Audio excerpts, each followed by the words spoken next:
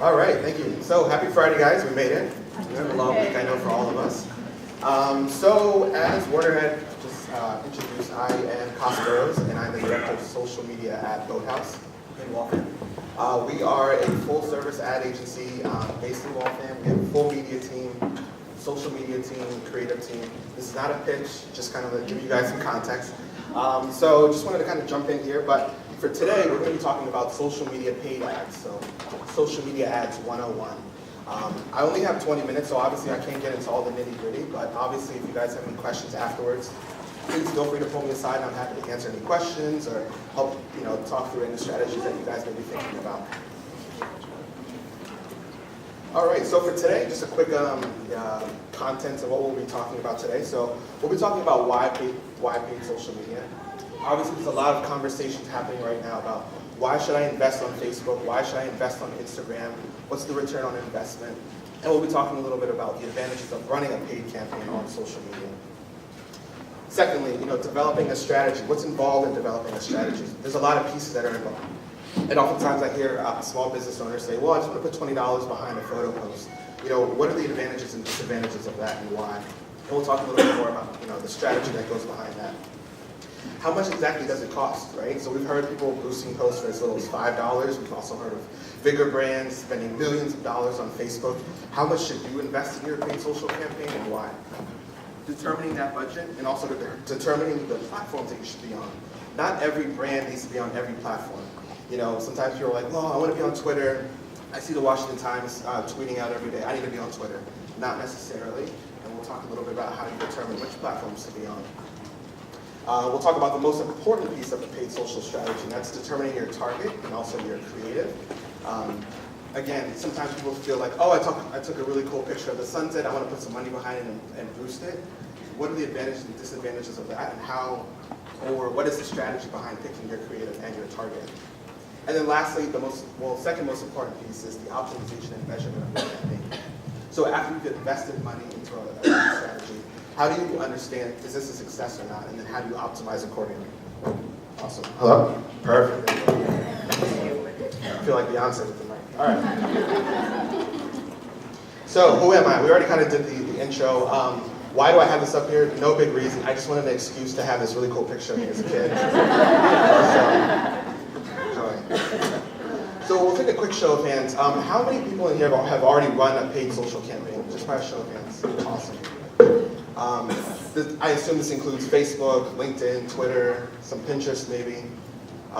But yeah, so for this presentation, we'll talk you through the different strategies around creating a paid social campaign and talking about the different pieces that are involved. So to start, why paid social media? I think as all of us here sitting in this room as consumers, we're seeing more and more that we're being over-inundated by advertising, whether it's online, whether it's banner ads, whether it's billboards, it could be, even at Fenway, you see that the plane with the ticker behind it, promoting some kind of brand. Every day we're getting hit by more and more advertising. So as an advertiser, how do you find the new and the best way of reaching your target consumer, which is through paid social media? We've also seen, as of recently, competition on social media continues to grow. There are more and more advertisers that are advertising on Facebook, on Instagram, on Twitter, now Snapchat offering paid social media tools. So every day there's more and more competition that's growing. So how do you as a brand find a way of reaching your target audience? Third, social media advertising is highly targeted, which is great. Back in the day when they would do like out-of-home advertising or billboard advertising, oftentimes it's a lot of waste. You can't really measure to see, like, am I reaching the customers that I really want to? However, with paid social and with digital advertising, you have that ability to find out, okay, what was my return on investment? Did I reach my target audience, and how much are they spending? And the most important piece is the organic reaches continue to drop. As we've seen with Facebook, year over year, back in the day, as an organic brand, you were able to post on your profile, and you were guaranteed that about, 60 to 7% of your audience would see the content. However, Facebook has limited that so that less and less of your organic audience is going to see your post on your newsfeed. So what have they done? They're pushing advertisers to pay for that reach, pay for those impressions, so that way more of your audience is going to see it. And you can see here in the graphic, year over year that organic reach has continued to drop. So paid social update, where are we today? So first and foremost, as you probably have seen on all of your timelines, there's more and more video content that's showing up on Facebook, Instagram.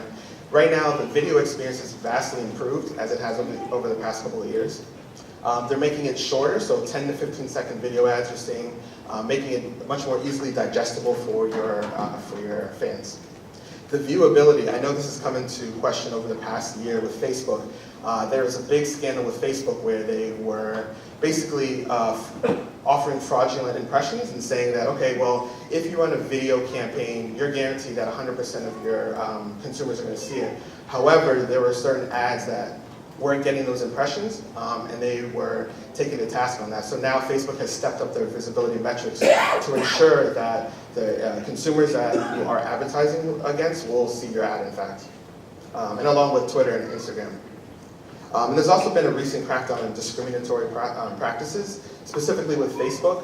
They got into a lot of trouble earlier this year with certain targeting attributes that they were putting into their platform. And they've definitely updated that and improved that process. So diving into developing a strategy. So for me, with any new campaign that comes across our table, there's 3 things that we're looking for. First is to choose your objective. So oftentimes people say like, well, I just want to be on paid social, I just want to run a campaign. But the first thing that you need to do is to determine your objective. What is your objective? Are you trying to grow followers? Is it an acquisition campaign? Do you want to drive your consumers to a product to purchase something? Do you want them to share it? Do you want them to like it? You need to first determine your objective before you put any money behind a campaign. Secondly, finding your audience, right? So we all know there's millions and millions and millions of fans on social media, whether it's Facebook or Twitter. But how do you find that specific audience? Do you know the people that you're trying to reach? Is it a test? So the second step is always to determine your audience and make sure that you're targeting them appropriately. We can talk about A/B testing in a little bit, but the second piece is finding your audience. And then lastly, determining your budget for a paid campaign. I mean, obviously you can spend anywhere from $5 to $500,000, but finding out what your budget is and then what your goals are and how you can measure the success is the next step.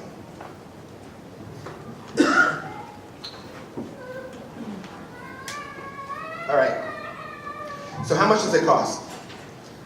So for most paid social campaigns, there's 2 ways to measure, one of which is cost per engagement, which we talked about earlier when looking at objectives. The second is cost per click. Now with cost per engagement, you would essentially pay per engagement, so whether it's a like, a share, a comment. If engagement is your goal, then you'll pay for those engagements, and that's only what you'll pay for. You're not going to pay for wasted impressions. The second one, which I prefer, is a cost per click. So oftentimes when we're running acquisition campaigns, we're looking to drive customers to a landing page to buy a product, to register for an event. You want to pay for cost per click, not necessarily the engagements, but you want to pay for clicks. You don't want to pay for just wasted impressions. And Facebook and LinkedIn, in our experience, has been the most effective for driving low-cost clicks to your landing page. All right. So determining your budget, we talked about finding out what's the budget, how much you want to spend, because I mean obviously there's a million different options. So for me, the process that we typically go through is first developing your objective, finding that audience or figuring out the audience that you're trying to reach through the campaign, determining what your need is for that campaign, which will then lead you to your budget, right? So you find out, okay, so we have an audience of about 100,000 people. What is the goal of the campaign? What platforms are we going to reach? And from there you can determine, all right, well, perhaps maybe we'll do a test for 2 different audiences. Let's start small, we'll do $100 each, and if it works, we can always invest more in the audience that's performing better for the campaign. And we'll talk a little bit more about that in a bit. So the next piece is determining your platform. As you can see, this graphic is a little old. I know there's some that are missing from up here, but you have everything from Pinterest to Twitter to Facebook, Instagram, Google+, not so much anymore, I think we all know, and then LinkedIn. All of which offer paid social campaigns. Snapchat is not on here, but they also just opened up their beta program to do paid advertising on Snapchat as well. But there's so many options, right? And going back to the conversation of determining your audience, It's figuring out, okay, who is my audience and what platforms are they most active on, right? So for example, if it's mommy bloggers, if it's college students, if it's blue-collar workers in the city, finding out who your audience is and what platforms they're most active on, and then exploring paid social campaigns within that platform. If not, what you'll find is a lot of it's going to be wasted. Now, if you don't know who your audience is, then maybe it's worth a shot of moving a step back and doing a test and saying, okay, well, we have more followers on Facebook and Instagram. Let's try both of them and find out who's more active, and diving into the analytics to find out, okay, from the data that we have, who was the most active, who was the most engaged, and let's explore ways of reaching them further. So jumping into the first platform, Facebook, which happens to be my favorite at the point. As we all know, they recently acquired Instagram. So Instagram and Facebook, you can manage paid campaigns directly through the Facebook platform. Facebook is great for, if you're looking to drive website traffic, promoting your page, building leads. One of the cool tools that Facebook recently launched was their lead gen tool. Is anybody here familiar with the lead gen app? Not yet. Which is, yeah, lead gen. So like lead generation? Oh, lead generation. Sorry. So what they've done is, it's a specific ad unit for Facebook in which when your fan or your target audience sees the ad, with one click, they can submit their information, whatever information you're looking to get from the customer. It could be their name, it could be their email address, it could be their job title, it could be their interest. Because Facebook already has that information in their database, I know it's very scary, but with a click of a button, it automatically transmits to you, and you're able to download that information for your lead gen or your CRM system.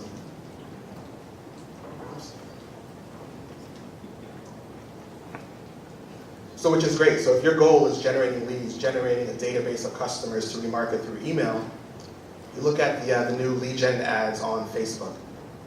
If your goal is to raise attendance at your event, Facebook offers paid methods to promote your event directly through the platform. Again, boosting post engagement. If you guys are posting organically and you're not seeing a lot of engagement from your fans, consider doing a boosted post. And also increasing your followers or video views. Twitter. Twitter, for me, has lost a lot of its luster over the past couple of months. I think we've all kind of seen a slow decline from Twitter, a lot of less engagement. I think as a brand, it's great if you're looking to get awareness or you're looking to get views in front of a product, or maybe it's a link. However, for acquisition, it tends to be a little bit more expensive than Facebook. They do offer a lot of similar ad units to Facebook. However, again, I haven't seen a lot of success with Twitter, personally. But if you're looking to get brand awareness, you're looking to push out a video for perhaps, maybe it's an app install or a video view, definitely something to explore. My second favorite platform for ads is LinkedIn. I would say with one thing though, LinkedIn does tend to be a little bit more expensive than the other platforms. With Facebook, typically we see those cost per clicks that I was talking about earlier. Cost per clicks on Facebook can range anywhere from 50 cents to $5. With LinkedIn, it tends to be upwards of $10 to $15 to $20. The reason for that is, one, the community on LinkedIn is much smaller. However, the targeting capabilities on LinkedIn are far better than Facebook and Twitter. I say that because, as we all know, those of us who are active on LinkedIn, we're putting our job information in there, we're putting our industry, we're putting our years of experience working in a specific job or an industry. That information you don't get with Facebook or Twitter, so it comes at a premium. So something to consider, if you're looking to reach someone that's in a specific industry or a certain job experience, definitely consider LinkedIn. However, know that it's going to come at a premium of about $12 to $15 per click. All right. So the next piece, the most important piece, the targeting aspect. So what you'll see here is two examples of the targeting that you get from LinkedIn on the left and Facebook on the right. So on the left-hand side, you'll see with LinkedIn, you can target someone by job title. You can target them by job seniority. So maybe you're looking to reach just CEOs and managers and executives. You can target by location, degrees, job function, and company name. So for example, let's say you're an advertiser or a brand and you're looking to reach people who work at a certain company. Let's say it's HP or Dell. By going through LinkedIn, you can target every employee or every person who's listed Dell or HP on their profile and make sure that your ad is going to get to the specific people. Now again, you're going to pay a premium to do that because unfortunately, Facebook and Twitter don't offer the same job targeting functions. However, it does come at a convenience for us when we're trying to reach certain companies and certain employees at an organization. I think when it comes to targeting, Facebook comes second for me. With Facebook, they have a lot of behavioral targeting, so you can target those who are most interested in fast food, for example, or you can target those with a certain household income. Because Facebook partners with certain organizations, again, it's very creepy, I know, they have that certain information in regards to spending habits and your household income and how many children are in your household. So it all really kind of depends on going back to that goal. What's the goal of the campaign, and finding out which platform you want to work through and how best to target that audience. So you'll see here at the bottom here, you can target parents. You can target all parents. You can target parents of children that are 0 to 3 years old or 3 to 5 years old. It's all in it. There's hundreds and hundreds of different parameters in Facebook that allow you to really hone in on your target audience. So one of the cool things that I really like with Facebook and Twitter as well, and LinkedIn has just begun to offer this, is custom audiences. So custom audiences is a way that you can take an existing list. Right? So let's say we were talking about the lead generation list that we were talking about. You can basically take that lead list, import it into Facebook, and target them on those platforms, right? Which is great. So let's say you want to get that one-to-one interaction with this existing email list that you already have in this database. You upload it to Facebook or you upload it to LinkedIn, and you can target them again on those specific platforms. Now, one way to take it further is you can do a lookalike audience. Are you guys pretty familiar with lookalike audiences? Some of you? Awesome. So lookalike will essentially take that same list and say, all right, knowing the parameters and knowing who these people are, we're going to find like-minded individuals on these platforms, Facebook, for example. So let's say, for example, you take a list of 100 people, you upload it to Facebook. Facebook will take those email addresses, scan it against all of the members on Facebook, and say, based on the parameters and the interests of these people, here's a group of 15,000 people who match the same interests. So as you're looking at ways of targeting, as you're looking at other ways of targeting, your customer or your target audience, consider looking at custom audiences or lookalike audiences, because maybe you don't know what those interests are, but you already have a list of customers who've already completed an action or registered for your event from the year prior. You can take that list, put it in Facebook, and they'll do a match system and say, well, here's 1,500 people more that we think would be able to complete your action. Do you have a question? I do. So what is the benefit of doing a custom audience based on a database from my CRM? So if I'm going to do an email campaign, which I do frequently, Yeah. so how does doing a Facebook ad campaign, if they're getting an email, how does this work? Yeah, so it's just a second touch, right? So for your audience, those that are on your email list, considering that they're getting your emails every month, right? They know that they're going to expect them, they open them. But now all of a sudden they're getting that same ad or that same touch on Facebook, right? So it's a second touch way of reaching that same audience and saying, hey, just reminding you that, oh, we have an event coming next month. Just a second way of reaching them. And it's great too because, I mean, there is a certain I don't know how you say this, like a match rate on Facebook. Not all of the people that you upload on that list are going to be on Facebook. However, knowing that, I think there's like a 90% chance that most of those people, they can match on Facebook and you just hit them again. So can I ask you? So my fear is that they're going to be inundated, that they're going to feel like, it's a barrage. Mm-hmm. What's the fine line? That's a tough question. I mean, it really depends on your goal. For us, for acquisition campaigns, we're looking at every single option of trying to reach that user and try to get them to convert, whether it's on email, whether it's on Facebook. And I mean, to your point, there is a point when people can get a little inundated or frustrated, and they can always unsubscribe from the email, or they can unfollow you, for example. But for us, our goal is always trying to reach those people when they're most active. So, awesome. So the second step was to develop your creative. So just making sure that you're keeping the platform in mind as you're developing creative. As we know, a majority of Facebook users are on their phone. So as you're developing creative and you're working with your creative teams, just keep that in mind. making sure that the videos are shorter, making sure that your images are easily digestible and square so that they show up optimized on the phone. Just keeping that in mind. Just some examples of creative. So we have Facebook here. These are link ads on desktop and mobile in the middle. And then we have a video ad on Facebook on the desktop newsfeed right here. This is another great example of Instagram with the new carousel ad units. I know we've probably all seen them on Instagram lately. But this is a great example of taking one landscape image, breaking it up so that it appears fluid on a carousel unit, allowing for the consumer to engage and to swipe through to see your comment, to see your content. And the best part about it is having links for each single tile to get them to drive to your site to complete that action. Optimization. So the best thing that I can tell you for any paid social campaign is to optimize, right? Every single campaign is a test, and it gives you the opportunity to analyze that data and to optimize going forward. So let's say you run a campaign over the weekend, you found out that, okay, 90% of the people who completed that action were men from the South Shore. When the next weekend comes around and you're doing the campaign again, you optimize and you take that audience and you refine it, already knowing where the successes were coming from.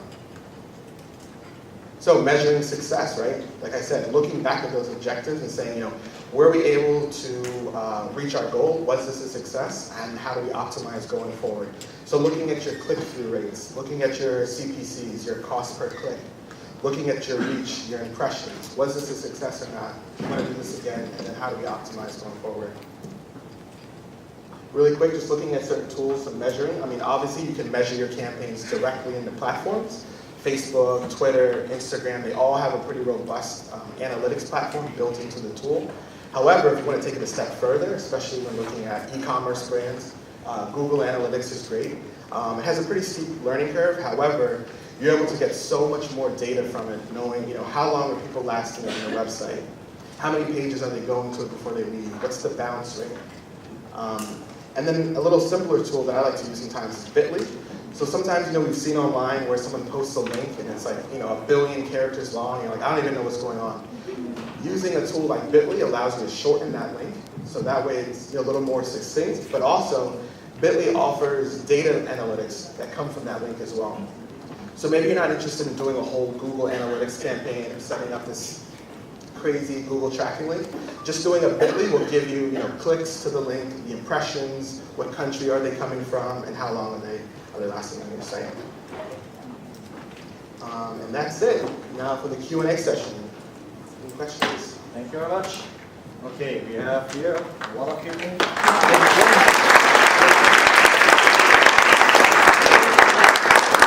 I think what you're doing is great, and social media is a lot more targeted than a billboard. Oh, yeah. But I did a research project last year on marketing automation tools and still found, in talking to people, that a lot of them didn't know how to impact the bottom line. That is, so you get 42% more people land on your landing page, but how does that translate into revenue? Do you have the tools where you can take the campaigns that you're doing and translate that into increased revenue for the company? Yeah, it's a tough question. It goes back to attribution, right? So oftentimes with organic social media, it's hard to measure the attribution to say, all right, we posted a photo post on Instagram.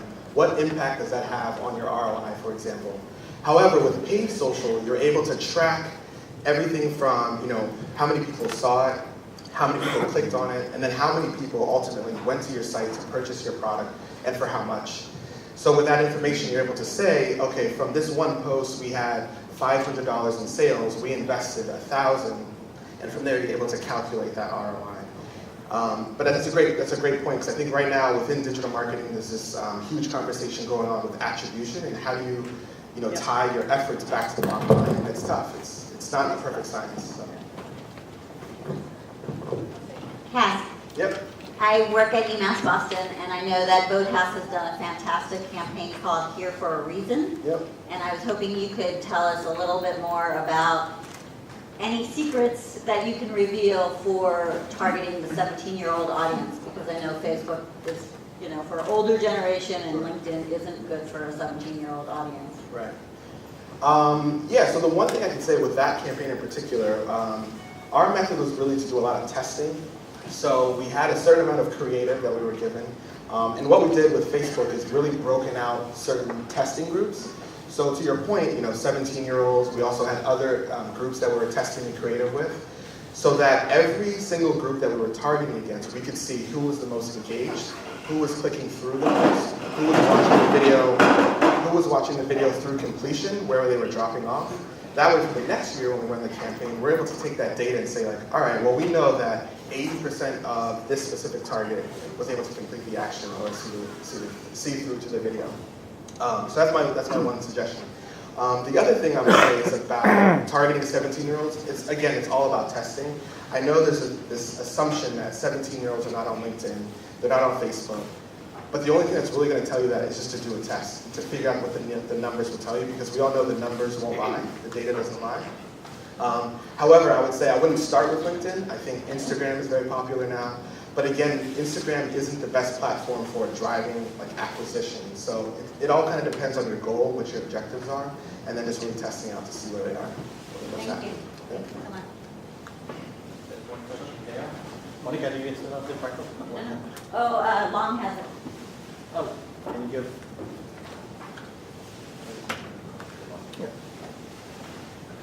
Thank you. Yes, I have a question about LinkedIn advertising, and I understand how you can zero in on a demographic.